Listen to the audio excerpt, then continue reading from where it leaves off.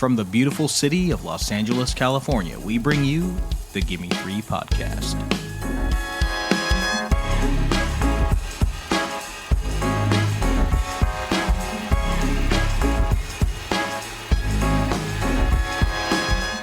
Welcome, cinephiles, cinema lovers, movie appreciators, and our family and friends to the Gimme Three podcast, a series for cinephiles.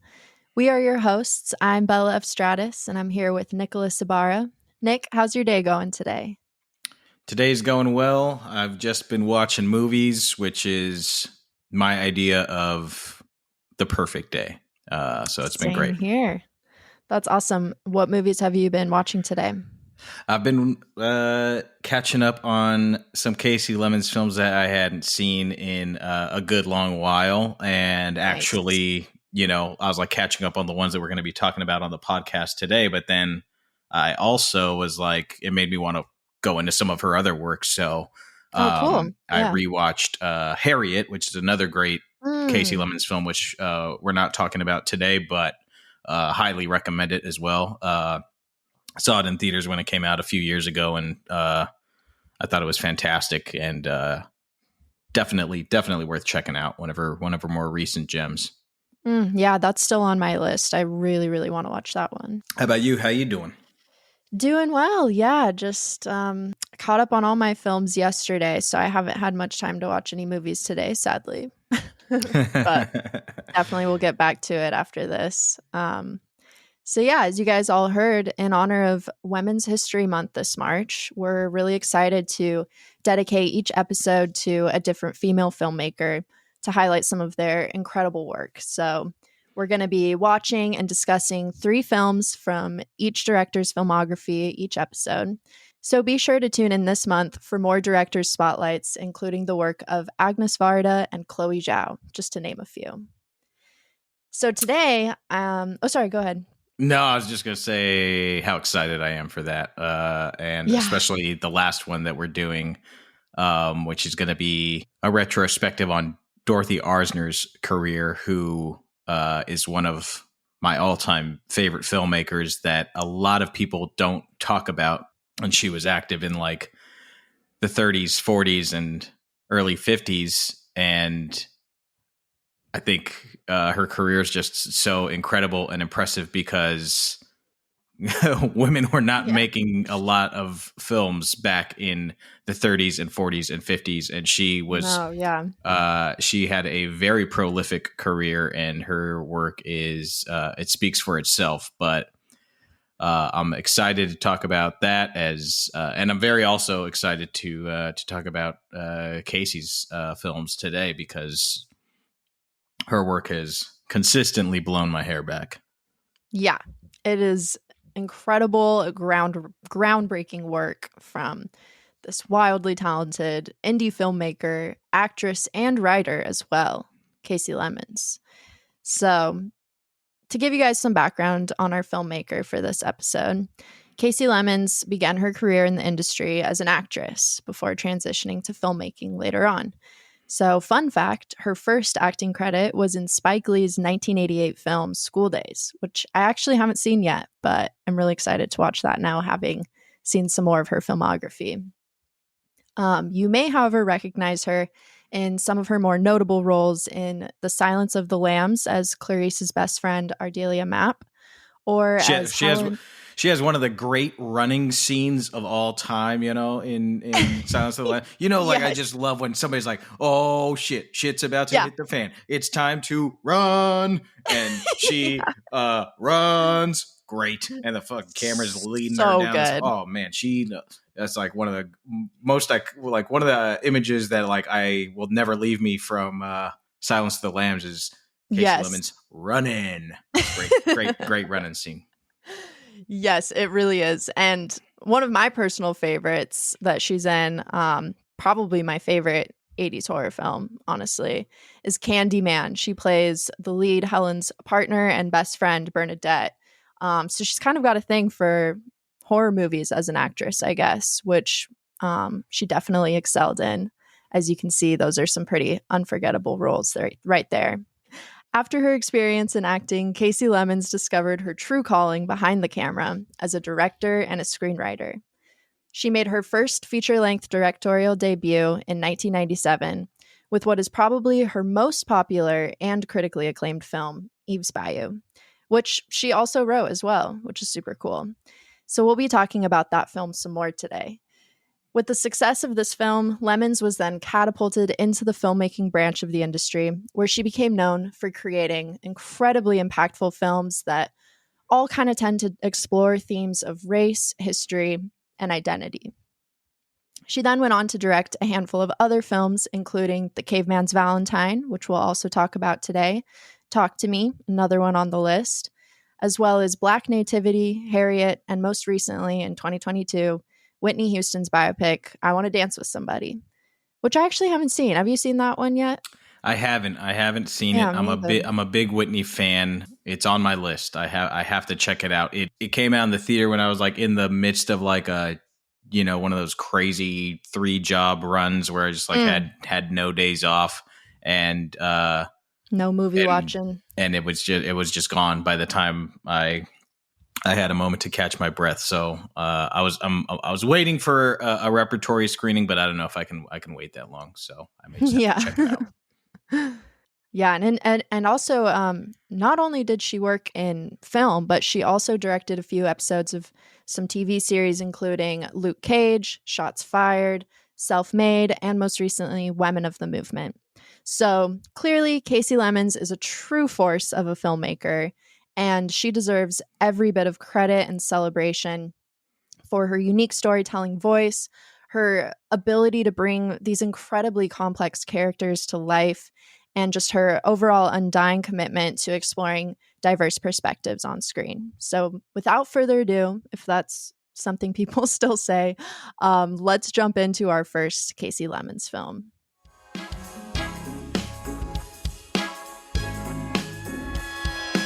So, of course, the first Kasi Lemmons film we're going to discuss today is the film that put her on the map as a filmmaker, her debut feature film, Eve's Bayou. So, as I kind of mentioned earlier, Eve's Bayou received a ton of critical acclaim after its release. It actually won 3 Independent Spirit Awards, including Best First Feature, Best Supporting Actress, and Best Debut Performance. Since then, it's been regarded as a classic of African American cinema, and it's obviously a standout achievement in indie filmmaking. So to introduce the film, Eve's Bayou is a 1997 Southern Gothic family drama set in Louisiana in the early 1960s. The film revolves around the Batiste family, with a particular focus on the perspective of the middle child, Eve Batiste, played by an adorable 10-year-old Journey Smollett. The film is narrated by an older version of Eve as she reflects on her memories of the summer that forever changed her life. The summer that Eve was forced to grow up and face the harsh realities of a cruel world. Complex relationships, hidden truths, and emotional turmoil. In the midst of all this chaos, Eve relies on her Aunt Moselle, a mysterious and enigmatic woman possessing the gift of clairvoyance. Through her visions and insights, Aunt Moselle is a loving guide to Eve as she navigates newfound complexities in her family dynamic. So obviously, this film explores a variety of themes through this beautiful, sunny, hazy lens of a warm summer in the Bayou. Childhood, sisterhood, secrets, the supernatural, trauma, and most of all, memory. So to jump in, the first thing I want to talk about is the visual aesthetic of this film, because, oh my God, it is beautiful and so original and feels like such a big part of the film as well. It has this warm, honey-like hue accented with like the lush greenery of the bayou landscape, which is actually somewhat of a character in the film as well. This idea of the landscape, location, setting, whatever you want to call it, being a central character kind of seems like a common theme that I noticed in the 3 Kasi Lemmons films we watched. So I'd love to touch on that a little bit more throughout this episode with you. I just love the way that this setting is captured on camera because it perfectly sets the scene and the tone and the mood of the film. This panoramic cinematography just beautifully captures the tranquil summer breeze passing through the land. And it really captures that feeling of childhood bliss or the freedom of being a kid outside on like a warm summer day. Right. But then one of my favorite parts of this is how the cinematography also like cleverly shifts with the tone of the film as well. So like when things start to get a bit more eerie and dark and like haunting even. And it does this in such a fluid way where it's really subtle, but the camera seems to almost just like linger in the space, or the angles of it seem to be kind of hidden around corners or like corners of the house or deep in the trees of the land around the family's house. And it's kind of, the style kind of gives this like observational effect. I'm really struggling to like put it into words, and all I can think about is like to explain it is like a Harry Potter reference, but I don't know if I want to go there. So. No, as you bring it up, I could totally see what you're talking about, because it does have kind of like, there is like this gothic vibe, you know, across the whole thing. So there's that connection. But yeah, the Harry Potter films do that a lot too, where they're kind of like peeking behind walls and stuff, like little voyeuristic perspectives here and there, 100%. which this film does a lot. Yeah, it's like in a way the camera work, it reminds me of like an effect where it kind of feels like you've been transported back in time or like directly into Eve's memory, and now you're a witness to the events that unfolded that summer. So I guess that's kind of where that observational perspective or effect comes into play. And I think it's a really cool effect because not only does it put this like witness role on the viewer, but it also uses this for Eve's perspective. Like through her own eyes, we're seeing all the things she noticed or saw that others didn't, all the secrets she witnessed as a child. So yeah, that's just one part of this kind of consistent visual aesthetic that I really love in this film. Yeah, you were talking about the colors too. It's just like so rich, and for people who haven't seen this movie, definitely check it out. You know, on streaming at home, and it's going to look gorgeous. But the first time I saw it was a 35 millimeter print, a repertory screening that I think was like for its 15th anniversary or something, which is probably now like 10 years ago or so, which is crazy. That is crazy. Oh my God. But the film blew my hair back. But I remember walking out of that theater thinking like, this might be one of the most beautiful films I've seen. Just like the colors and the setting, and the sharpness and the boldness of the photography was outstanding. Yes. The film is still very impressive digitally on streaming. Yeah, absolutely check it out. However, especially if you live in Los Angeles or New York, this movie pops up at a repertory screening at least once every year or every 2 or 3 years. Like I see it come up, the New Bev plays it, or the American Cinematheque will play it.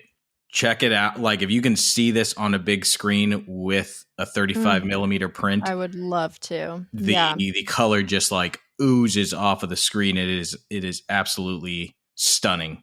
I can only imagine because even at home I was blown away.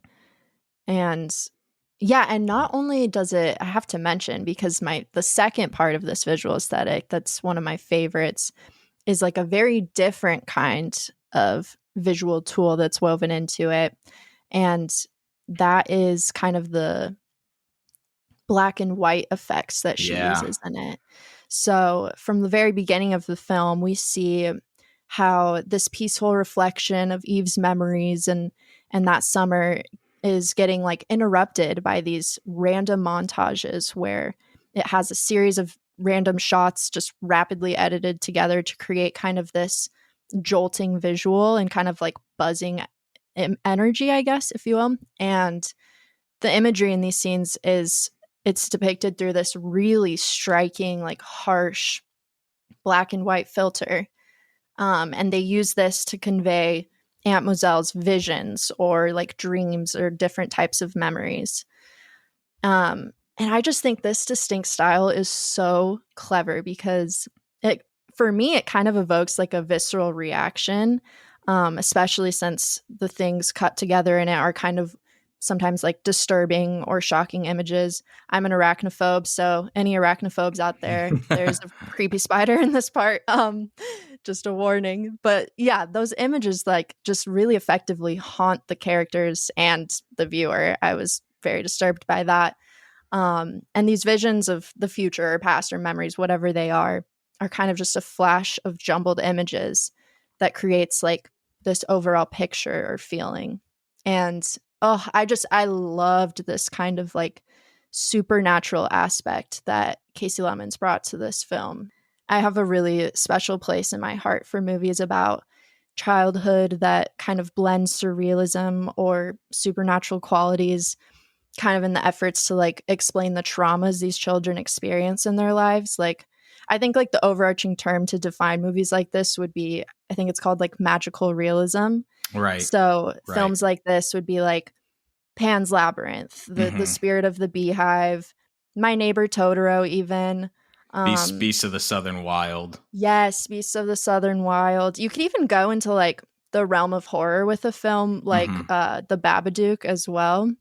And you could argue that this is a horror movie as well. I've seen some pretty funny like Letterboxd reviews talking about how like they watched this when they were a kid, which is crazy because I'm like, they were like, yeah, I believed this was a horror movie, and I was like, fair. That's so fair. Yeah. It's too real. The real life is horror. yeah. And you know, we see it all the time, and people talk about it all the time, just how many children kind of tend to believe in magic or make up stories in the midst of trauma or horrible things in their lives. And we see it in these movies and magical realism time and time again to kind of, they do this to help like soothe themselves. And I think this film does a wonderful job of blending reality with the supernatural in a way that kind of blurs the lines for the characters and the viewer on what is real and what isn't. And I really love that aspect of this movie. You have the supernatural realism thing, which is fantastic, but you also have Eve, who's kind of like, I love her character because she's like, doesn't take no shit off nobody. I mean, she's a bit of a brat in that sense because she's 10 years old in this movie. She's like a little brat, but she's also like badass.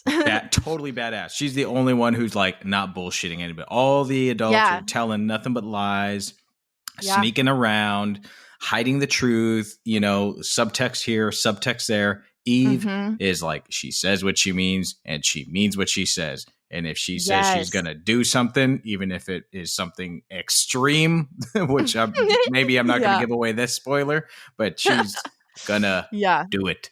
She's going to do it. So she is a really fascinating character in that way. And a character that, you know, like what the other thing that's great about her character, which is actually something I found a similarity to in the other two films that we're going to be talking about today, is that nobody takes her seriously, you know, because she's a kid.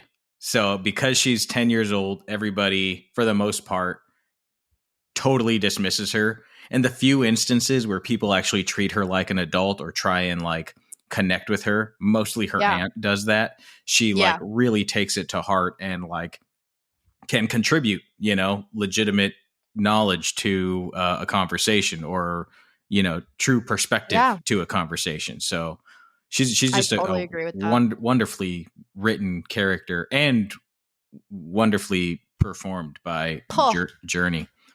Oh my God. What an incredible child actress. Like, she even outshines some of the adult performances in this film. Right. Which is an absolutely stacked cast, by the way. Yeah.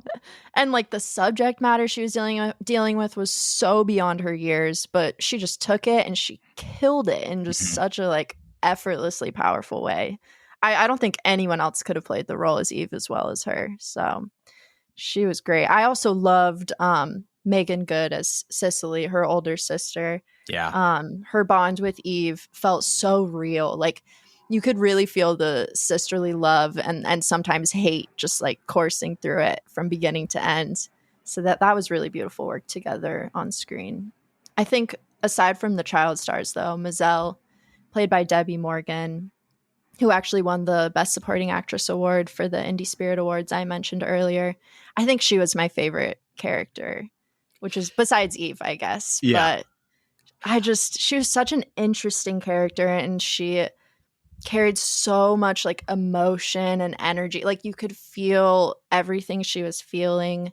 And I also just really loved, like you said, her connection with Eve. Mm-hmm.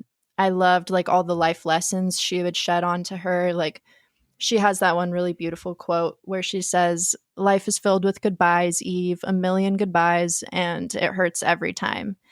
And it was just moments and quotes like these where I felt like Moselle really played the most pivotal role in Eve's coming of age experience, because she did kind of seem to be the one character that didn't always treat her like a child. Like she would answer her questions sometimes and would like tend to get real with her about life, just like in the moment.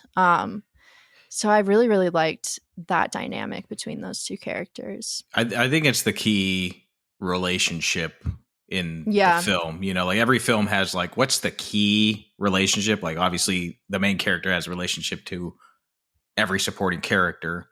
Right. But there's which one is the most important? And it is Moselle, I think. And it's because they like, I think Moselle also realizes in Eve that she's got that gift. She's got that clairvoyance, like which very is like similar. Yeah.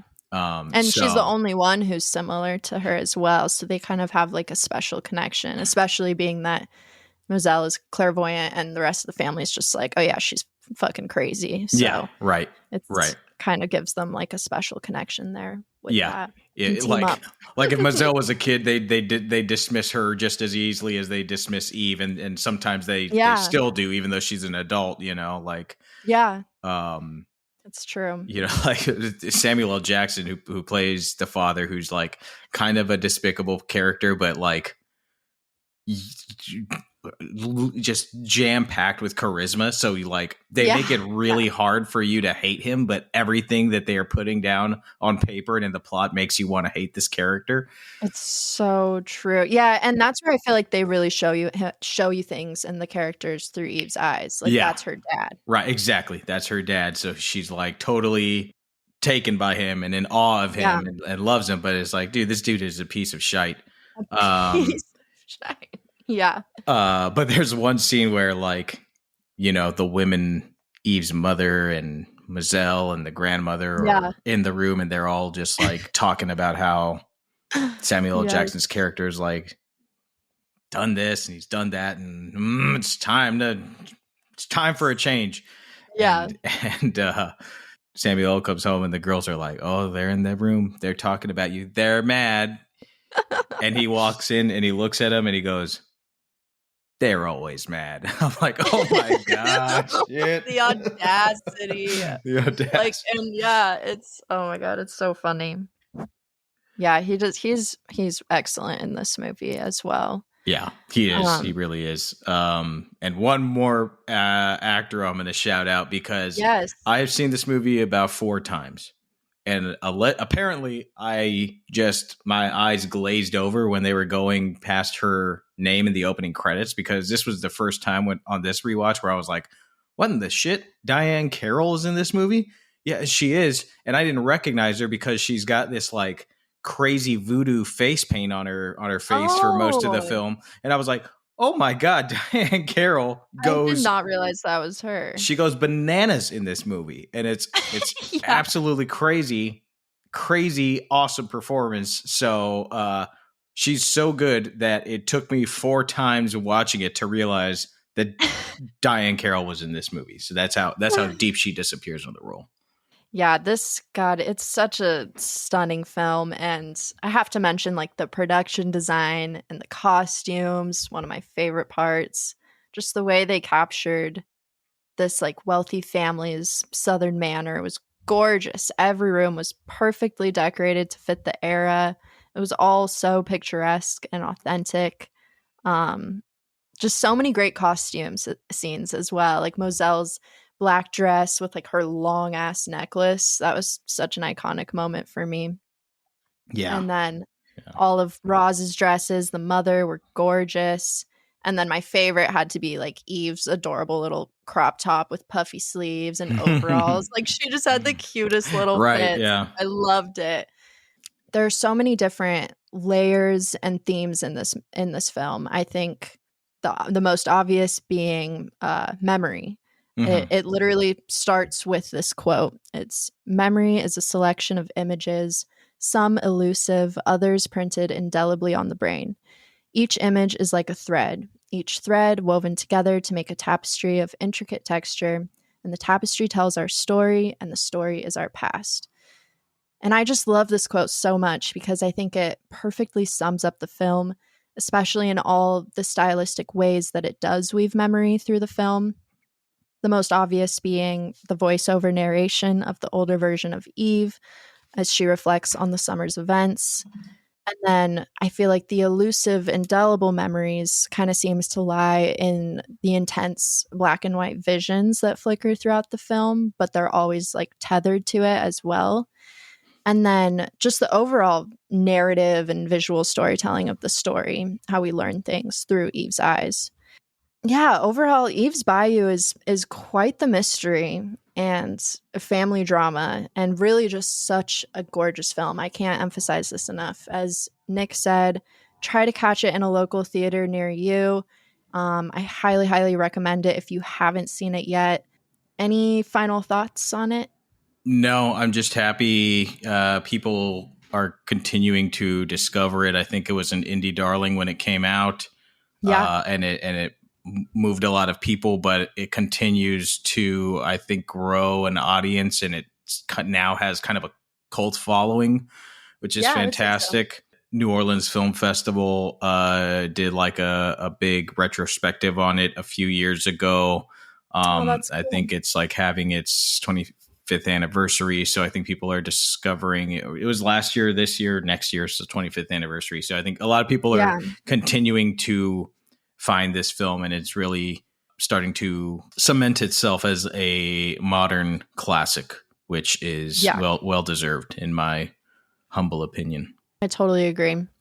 You can stream Eve's Bayou now for free on the Roku channel if you have that, or Amazon Prime, or rent it on demand wherever you rent your movies.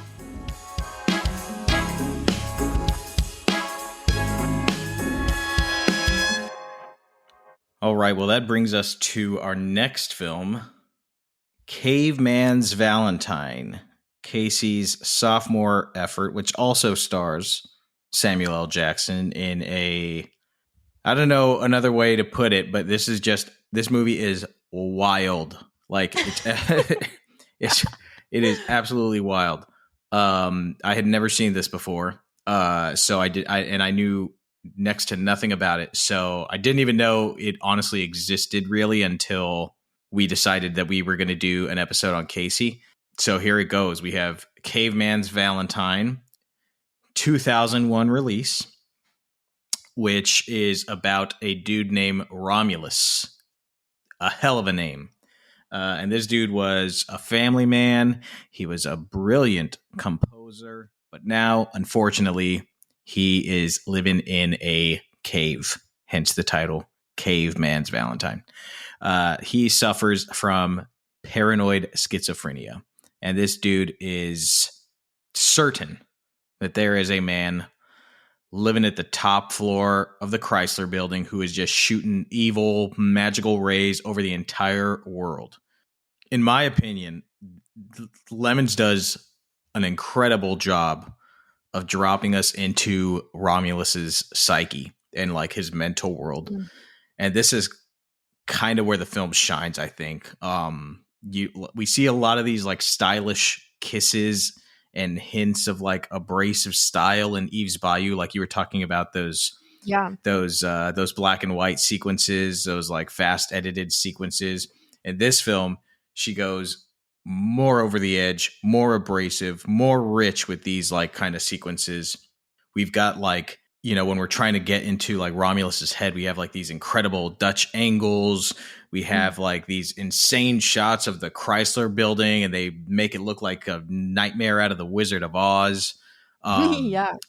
We even like moments where we go inside of Romulus's head, and there's these like flurried moth-like beings that resemble him breaking out into his like paranoid episodes. And we Samuel L. Jackson is so great when he's like trying to internally battle with them, and he's trying to like sometimes quiet them, or he like sometimes tells them, he like sets them free, and he's like, all right, now's the time to like cut loose. And these moth-like things are like depicted by these jacked dancers with wings. It sounds totally nutty as I'm describing it, but but it is. It's crazy. It I've is never seen anything like it, and it works. And it works. Yes. All of this very intense, like artful approaches, like they are kind of the backbone of this film. Lemmons' style and Samuel L's performance are the backbone of this film. And then we get the plot and the script, which is written by George Dawes Green, and it's actually based off of a novel that he wrote. And the plot develops into a very 90s style murder mystery, which focuses around this homeless young man who's found dead and frozen outside of Romulus's cave on like Valentine's Day. So there's the title. Yeah. Caveman's Valentine. So Romulus thinks that he's actually seen the vision of this murder happening. So more callbacks to kind of like the Eve's Bayou aesthetic here. And he is going to try everything he can do to solve this case because he thinks he has an into it. And he wants to solve it really as a means of connecting with his daughter, who for obvious reasons has like shut him out. And his daughter happens to be a police officer. So this murder mystery finds Romulus going down a crazy fucking rabbit hole with like all these like high esteem artists and a crazy like 1%. There's like this dude who kind of helps Romulus out, but also he's a little creepy, also played by Anthony Michael Hall, and he is so good in it. Oh my God. I'd never seen Anthony Michael Hall in a role like this, and it was terrific. So yeah, we get a kind of paint by numbers murder mystery story, but with very interesting, unique character at the center of it. And we'll talk more about this murder mystery in a minute, but I want to get your initial thoughts before we do, Bella, of your first reactions to Caveman's Valentine. Oh, dude. Okay. Yeah, the Caveman's Valentine was really cool. I like, same as you, I didn't really have any expectations for this movie. I went in totally blind, and the last thing I expected was a Valentine's Day murder mystery. So that was really fun. Right.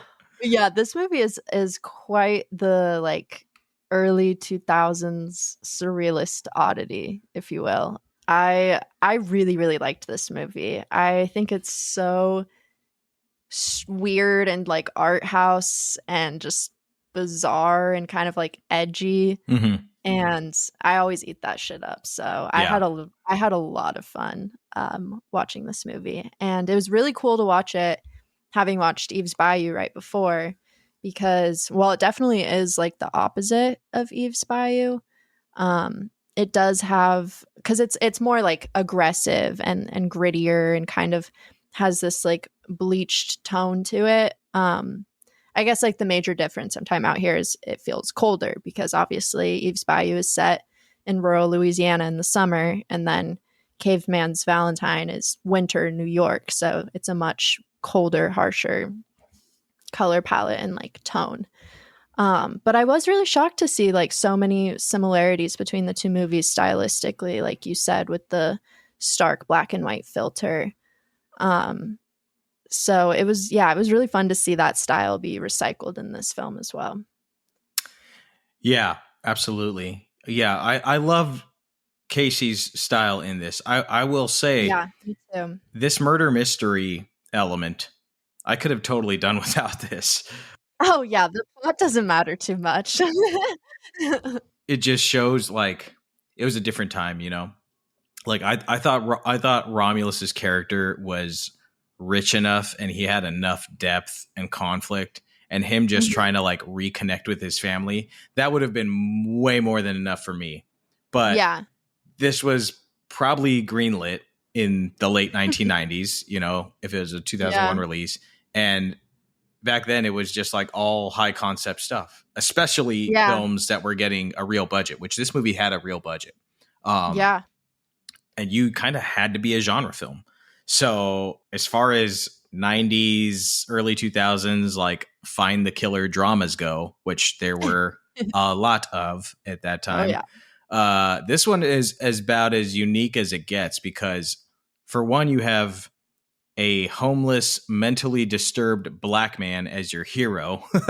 Yeah. And then you have all of this like avant-garde flavor on top of it. So it's just a fascinating film. Like it is, I can say Yeah. like not my favorite of Casey's work, but some of the most like interesting and I am swinging for the fences work that she's done. And when she does that, Yeah. that's when the movie's at her best. Like her thumbprint is on this, and that's what makes this movie like unforgettable, in my opinion. Because Yeah. like I don't think I I'll ever totally be able agree. to forget this movie, and I'm actually interested in a rewatch of it. I totally agree. I have that with a lot of movies like this where like the plot's not all there, but like it's just a really cool kind of paranoid psychedelic trip, Yeah, I guess. yeah. And so it's like, you know, once you're less distracted, I bet it would be an amazing rewatch because once you're less distracted by like what the fuck is going on, Mhm. you can kind of just like sit back and enjoy everything that it is. And it's like it's a visual feast for sure. Like Totally. it's vibrant but gritty at the same time, and it's really really cool.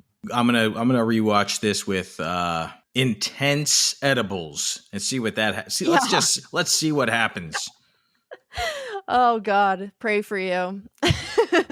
No, that would actually be a lot of fun. I'm curious how that would go down because yeah, it is a very trippy movie. Mm-hmm. I guess I keep talking about the visuals because thematically, like I don't really know what exactly this movie was trying to say. I don't know if it was supposed to have like an obvious solid message, but I think it did allow for a lot of interesting themes kind of like racial inequity and Mm-hmm. class commentary to explore. Yeah, absolutely it did. Absolutely it did. And I wish it had gone a little bit further into those, especially Yeah. the class commentary, which I thought they Yeah. were actually doing a really good job of like developing. And then I'm not going to say the twist here because I do want Yeah. people to check this out. But there's a twist at the end that kind of like undercuts that commentary. And I'm like, Mhm. oh, I thought we were saying something and now we've gone this way. Saying something totally different. That felt like a Yeah. studio note to me or something. Like, I don't know. Like, it's just Yeah, like, it was odd. yeah. But Casey's work here is great. And I thought like this is one of Samuel L. Jackson's most Oh, incredible performances. Like there I are moments where agree. like like just him walking, like he like does this Yeah. walk like up a hill and you're just like, dude, I seen that dude down the street last week. That is like Yes. he is It's this dude. so real. He proves time and time again that he can take on any role and make it unique and like a really powerful character. And he carried the full weight of this film on his back. Like no disrespect to the rest of the cast, but I wasn't too impressed with anyone else's performance. But luckily that's okay because the movie really is all about him and his mentality and the world that he lives in. So it honestly worked for me. I guess the only other two performances that I did like was Ingenue Ellis Taylor as Lulu. Yeah. Which I couldn't believe that was her. I was like, oh my God, that's crazy. And then Anne Magnuson as Moira Leppenrob, who I thought was pretty funny. Yeah, and she was great. I liked her performance a lot. Yeah. But I love like the tenderness that Samuel L. Jackson brought to his role as well. Like he was such a sympathetic character and just someone who was really easy to root for. So I loved that. He really was. He really was. And I think a lot of people in Los Angeles should watch this movie because as everybody knows, we have a big homeless problem or unhoused problem right now in the city because it is an epidemic and because we're seeing the problem everywhere. It's easy to kind of like dismiss these people, but this film does an excellent job of giving this person a voice and a story, and as you said, empathy. And you see that this person has a history where, you know, this cat went to Juilliard, you know, and was a brilliant composer. And there are not stories unlike that, you know, like whether it's, maybe they're not artists or something, but I'm sure some of them are, or they had families, and just, you know, all it takes is a couple wrong turns and, you know, we could be there ourselves. So don't be so quick to judge. I totally agree. But the Caveman's Valentine, I absolutely think y'all should check it out. We just passed Valentine's Day. But this is a fun like Valentine's Day watch, especially like if you're single and you don't want to do like a romance movie. Hell, this is a great like Galentine's or whatever the guy version of that is movie to throw on during the Valentine's Day season. So you guys can check out Caveman's Valentine on Amazon Prime, or you can rent it digitally wherever you rent your digital films. Or you could check it out at Cinephile Video on Santa Monica Boulevard. My friends, we are going to take a quick break. During that break, Gimme Three producer, PGA producer, and my wife, Sonja Mereu, is going to hook us up with a little film story, a little film pick in a segment that we call Sonja's Movie Minute. So stay tuned for that. And for one more Kasi Lemmons film, we'll be right back here on the Gimme Three podcast.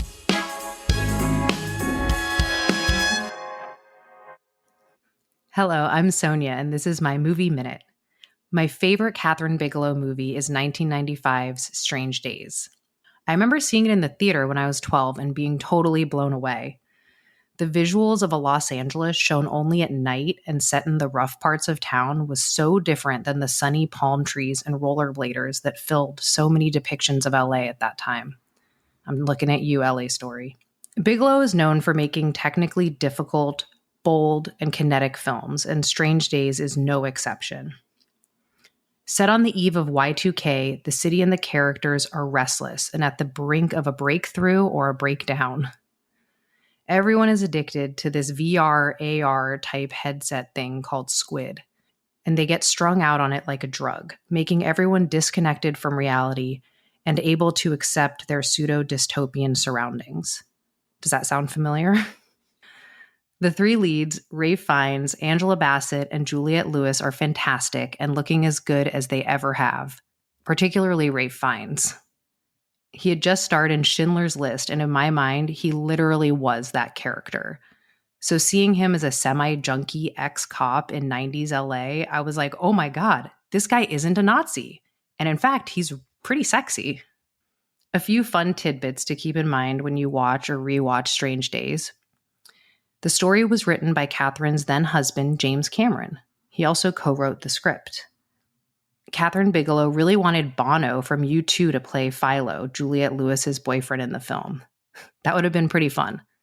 Instead, he was played to perfection by Michael Wincott.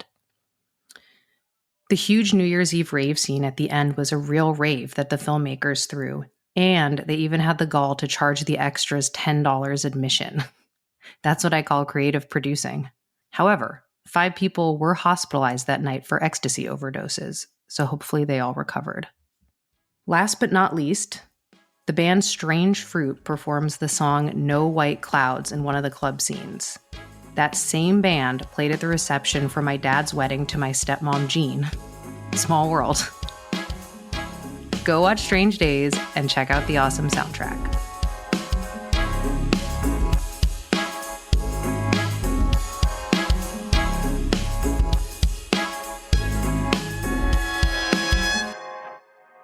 Welcome back, everyone, to the Gimme Three podcast. We're ready for our final Kasi Lemmons film. Get ready to add this one to your watch list. This film radiates pure energy, joy, inspiration, and just an overwhelming sense of empowerment. look no further than Kasi Lemmons' Talk to Me. This is one of my all-time favorite biopics, I can't lie. Talk to Me tells the story of one of the most iconic DC radio personalities of the 1960s, Ralph P.D. Green, played by Don Cheadle alongside Chiwetel Ejiofor, Taraji P. Henson, Cedric the Entertainer, and Martin Sheen. So yeah, it's a really stacked cast. Cedric the Entertainer, Bella. Cedric the Entertainer. Sorry, thank you. The story starts May 1966 in Washington, D.C. P.D. Green, a recent ex-convict, has his hopes set on getting a radio show gig through his connection to a young producer named Dewey Hughes, who works at one of the biggest radio companies in the city, WOL. So I don't want to say too much more about the plot, because if you aren't familiar with P.D. Green and this story, I think it's best to go into this film blind and kind of see the story for yourself. So before we get into it, Nick, what were your first thoughts? Had you seen this movie before? I had not seen this movie before. Somehow it got past me, which is saying a lot, because this is my kind of film. I have a deep, like, unrelenting fascination with the late 60s. That goes beyond like the obvious. Obviously, like, it was an insane and tumultuous time in our country, and like a time of like great importance and change. And I'm just like constantly like imbibing books, films, anything I can get my hands on. Like, it's one of my like just fun life goals and missions to just take in as much about American history from like 1965 to 1971. It's just like, I love it so much. Pivotal moment. Yeah. There's something that draws me to it so much so that my mother-in-law, shout out Kate, got me a past life reading to see if I was like involved in some way around that time. Whoa. And wait, that's so cool. According to this past life reader, there is some history with me around this time, but we're going to save that for like a bonus episode. I'm not giving that away for free. So anyways, just the foundation of this film is it's just my shit, you know. The setting, the characters, the music, I just loved it all. The big takeaway is Don Cheadle's performance. He is just magnetic in this film. He chews the scenery in the best way, and you're just waiting for him to have seconds and thirds and fourths, because it is it's powerful. Yeah, he ate. That's what the kids say. He ate. He ate and left no scraps. Yeah, absolutely. But yeah, I mean, it's just one of those movies that I could probably watch over and over and over again. As you said, it's just like, it's so rich. The characters are so lovable, and like Taraji P. Henson's character is just like so vivacious and so full of life. And she's just absolutely gorgeous, stunning in this movie. Yes. But, and you know, you have all this stuff, but at the end, you have what is really a story about this rocky but very tight friendship between these two guys. I couldn't have said it better myself, honestly. It is such a brilliant film. I actually watched it for the first time a few years ago in a film class in college. It was Introduction to Cinema. So each week we would watch a movie that kind of like excelled in the category of a certain cinematic aspect. Like, for example, we watched Barry Jenkins' Moonlight for cinematography, and Joel Schumacher's The Lost Boys for like production design and mise en scene, which was really fun. But Talk to Me, we watched for sound design. And if you've seen this film, you'll know exactly why, because from the very beginning, it introduces itself with the distinct sounds of what you would hear inside of a radio recording booth in the 1960s. We've got like the clicks of the microphone going on air and vinyls scratching on a record player. Through sound, the film just immediately pulls you into the story. And then from there, there's this incredible soundtrack and score from the exceptional Terrence Blanchard that just carries the energy the rest of the way. And don't forget Petey saying, "Wake up, God damn it." I love that. I was like, oh, I'm fucking in. Let's go. Yeah, it literally, like, within seconds, you're like, this is going to be so good. And yeah, and so you've got like that and the sound design and then this amazing score. I love Terrence Blanchard's style. It's kind of like this energetic, as for this movie specifically, it's like an energetic fusion of jazz, funk, and rhythm and blues that just like perfectly reflects the vibe of this time period and like keeps the momentum up from beginning to end. I also loved that his score that he did, I have to mention, for the Caveman's Valentine. He did that one as well. And that one really stood out to me as something unique and kind of different from his usual style. But my favorite of his is Spike Lee's BlacKkKlansman, because that movie and the music in it just gets me feeling a certain type of way. I can't even describe it. And they're kind of similar movies in a way, like they have similar vibes to it, and maybe that is also because it's like the music of it. But anyways, out of all the films we talked about today, Talk to Me, I think, is probably the most distinct from Kasi Lemmons' style compared to her other films. Like, in my opinion, it's so different that it's almost unrecognizable from like her earlier work or the two films that we talked about today. I don't know. What did you think? Yeah, and this was her third film after Caveman's Valentine, which came out 10 years after Eve's Bayou. So yeah, I'd say like the first two are more akin to each other than this one, but there are like some similarities that I noticed, and I kind of teased one earlier, and one is just like a character thing of like, I think Kasi loves characters who are undermined or not taken seriously and kind of underdogs and totally take control. In Eve's case, you have people not taking her seriously because she's a 10-year-old child. In Romulus's case, you have people not taking him seriously because he lives in a cave. He's a homeless, paranoid schizophrenic.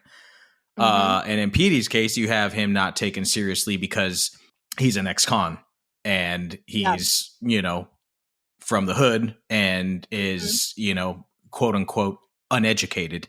Doesn't mean he's not knowledgeable. So she has an incredible fascination with characters like this. And she does a tremendous job of giving these characters not only voice, but making them feel like the smartest people in the room. Yes. I love that. I totally agree. The other like interesting connection that I saw is like the other two movies we were talking about like how she like will not randomly, very, very purposefully inject intense visual style from time to time just to kind of like get us inside of, a character's head or to show us another perspective. She does something in this film, which I'm not even sure if this was the intention. I think it was, where she will cut to like 16 millimeter footage, I think from like the late 60s or the early 70s. And it brings you back into that time, but there's like, it's a lot of like night footage. So it feels very grainy. It feels very gritty. It feels dirty. And then like almost always kind of like the first shot as we come back into the story has that same kind of feel.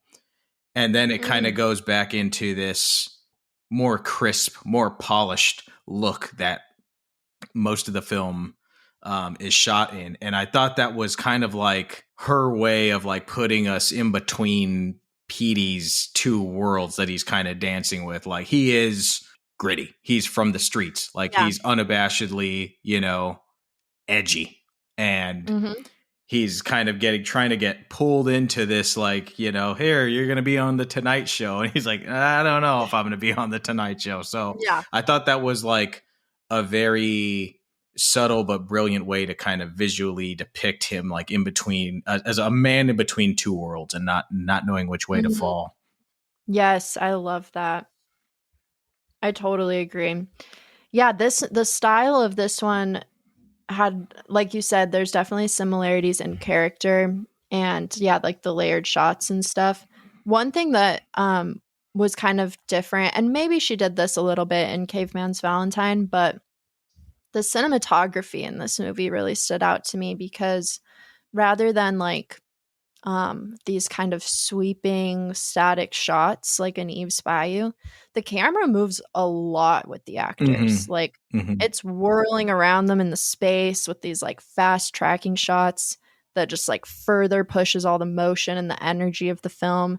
And I think it's just such an excellent tool for portraying like the surge of energy that Petey Green infuses into like any room he walks into. Yeah. And also so much of that, like we said, is Don Cheadle's performance. I think, admittedly, I haven't seen much of his work, but I think this is my favorite of all of his roles that I have seen.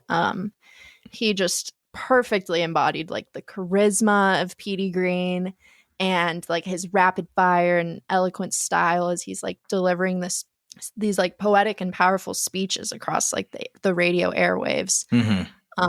Just like really fuels the fire of the film. So yeah, it's such a brilliant and authentic time capsule of the era. The costumes, the music, the production design, those like shots that you talked about, like, and then storytelling wise, it just has such an amazing discourse throughout the film that captures all the different emotions and like ideals about society and the state of the country that were being circulated at that time. So it's really powerful. Yeah, it is. Yeah, I one thing that I'm taking away from this episode here, and I know I kind of knew it to be true because I've seen Eve's Bayou so many times, but yeah, is once this was over, I was like, I'm looking forward to rewatching this.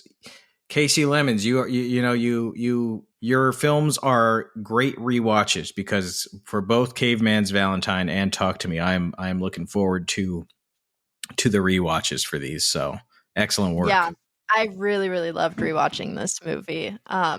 What I love most about this film is just how beautifully it shows like the power of art and connection and like the underrated power that artists have in promoting truth and challenging the status quo and standing up for what they believe in. Like it just shows how having this platform can like really make waves and set the stage for groundbreaking changes. So I think Talk to Me really powerfully conveys these messages through this like beautiful and inspiring underdog story and just how the power of one person can change so many lives and maybe even history itself, as we've seen. So, Absolutely. I believe you can stream this movie on Stars if you have that. Or other than that, you probably have to rent it wherever you rent your films. It's worth it. It's worth the so worth $3 or $4. Yes. I think I rented it for $3.99 on YouTube, and it was well worth it. It's so good. Well, folks, let us know your favorite Kasi Lemmons film in the comments, and let us know what you think of these films, some of her other work, maybe some of her acting work. All Kasi Lemmons love. We want to hear it, and we want to see what you love about her work. So let us know, please, in the comments. Also, you can sign up for our Patreon. $5 a month, get you access to all of our bonus content. We got another bonus episode coming up soon, including exclusive interviews, which you're going to get in our bonus content this month, and perhaps some written work in the future as well. The link to our Patreon is in our episode description. But for now, follow the show at Instagram or on Instagram. At Instagram or on Instagram? On Instagram. Or in Instagram. In Instagram. That's new. Go to Instagram and type in Gimme Three Podcast. That's GIMME spell out 3 podcast. Gimme Three Podcast on Instagram. Bella, tell the folks where they can find you on the socials. Yeah, you guys can find me on Instagram at Portrait of a Cinephile or on Letterboxd at BF Stratus. You can find me on Letterboxd with my name, Nicholas Ibarra. Ibarra is with a Y. On Instagram at Nicholas Ibarra. And on Twitter, also known as X, Nicholas P. Ibarra. We want to thank you all for joining us for the Gimme Three podcast. We'll see you next week, and we'll see you at the movies.